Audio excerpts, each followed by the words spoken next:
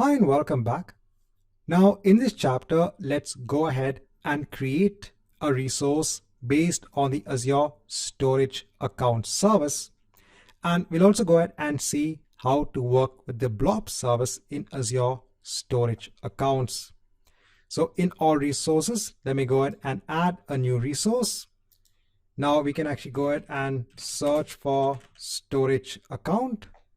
So let me go ahead and choose that. I'll go ahead and hit on create. So let me go ahead and choose my resource group. I can leave the location as it is. Let me go ahead and give a unique name that has not been taken by anybody else.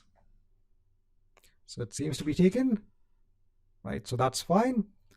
So I'll leave the performance as it is. Now there are different kinds of storage accounts. The most used one is storage V2, that's general purpose V2. So with general purpose V2 storage accounts and with general purpose V1 storage accounts, so you get all of those services, the blob service, the table service, the queue service, and the file service. So we're going to go ahead and use the latest version of storage accounts, that's general purpose V2. You also have this concept of replication as well. So we'll go through replication a little bit later on. But what this does is that it adds more redundancy for your data.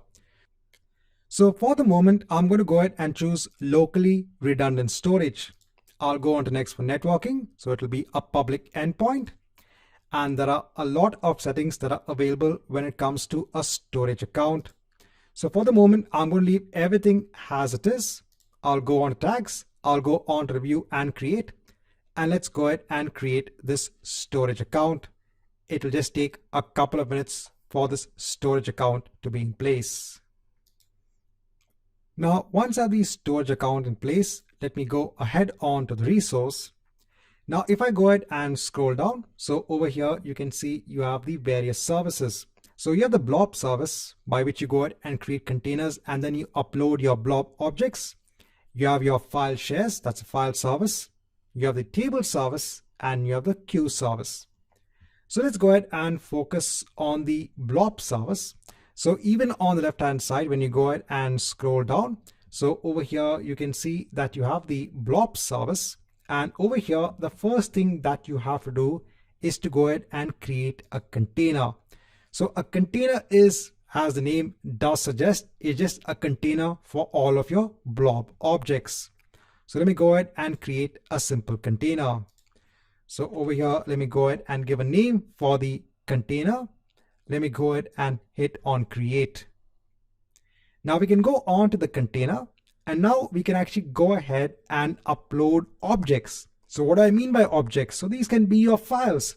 So you can go ahead and upload a simple TXT file. You can go ahead and upload a video file. You can go ahead and upload an image file.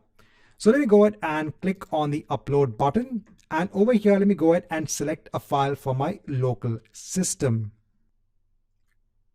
So on my local system, I'm just uploading a simple TXT file.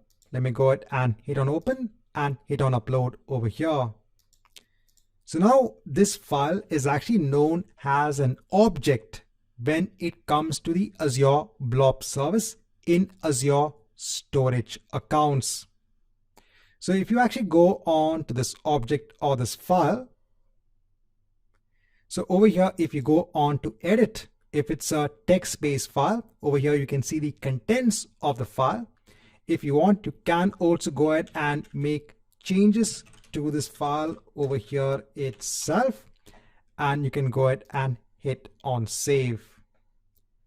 Now, if you go back onto the overview for the file, every object in the blob service gets something known as a URL.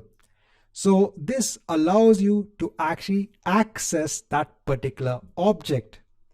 So for example, if I go ahead and take the URL and if I go on to a new tab, if I go ahead and paste the URL, so I will be initially getting an error. So it's saying resource is not found.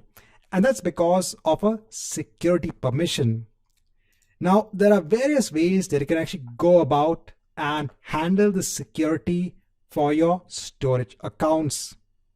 As a beginner, since this is a beginner's level course when it comes to data fundamentals, I'll just show you the simplest way to go about accessing this object.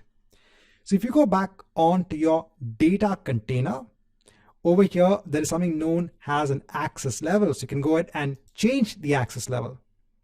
Over here in the access level, you can go ahead and choose Blob Anonymous Access. And then you can go ahead and hit on OK. That means you are giving access onto the public for the blobs which are in your container. Again, not the most secure way, but it's still, for the purpose of this demo, will showcase to you that you can access your objects via a URL. So going back onto the URL, if I go ahead and refresh this page, we can now see the contents of the file. So in this chapter, I wanted to go ahead and talk to you about the Blob service, which is available in Azure Storage Accounts.